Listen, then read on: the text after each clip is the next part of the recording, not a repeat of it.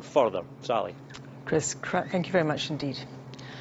The contractor building the new Aberdeen bypass has been issued with a penalty of more than £250,000 for polluting two of Scotland's most important salmon rivers, the Don and the Dee. It's the biggest case of its kind since the Scottish Environment Protection Agency was given new powers. Our environment correspondent, Kevin Keane, has more. The pollution is obvious. Silt carried by rainwater runs from the construction site straight into waterways. Over a 2-year period, this happened almost 50 times, involving 17 individual burns and rivers. Most worrying was when it hit the River Dee, one of the most important salmon rivers in Scotland. It's actually the load going down the river. An investigation was launched by SEPA, whose chief executive tells me the provisions for handling rainwater were inadequate. We were very disappointed with the performance of the contractor. So 47 incidents over about a 2-year period is not good enough.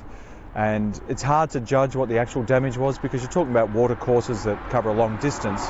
But the potential impact if that stuff keeps going is very serious. On one occasion, the pollution halted work on the entire length of the bypass. On others, the project was stopped in sections. The biggest fear throughout was for the salmon. The little spaces between the stones and gravels can get choked up and smothered, and these juvenile fish can't use them. As well as that, can have a negative impact upon their breathing. It can damage their gills directly through the fine sediments. The £280,000 penalty has been agreed under powers recently acquired by SEPA.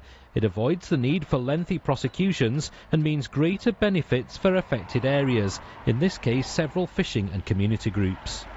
Well, that's a key point. Instead of money going to lawyers and processors, the money has more quickly been paid up by the company, and in addition it goes directly to a series of community groups for direct community benefit. Transport Scotland, on behalf of the contractors, says it's been working to ensure watercourses are better protected from construction activities. They welcome any measures which result in a positive impact on the environment. This has been a massive construction project, building 36 miles of dual carriageway over the last 3 years. It's scheduled for completion before the end of the winter. Kevin Keane reporting, Scotland, Aberdeen.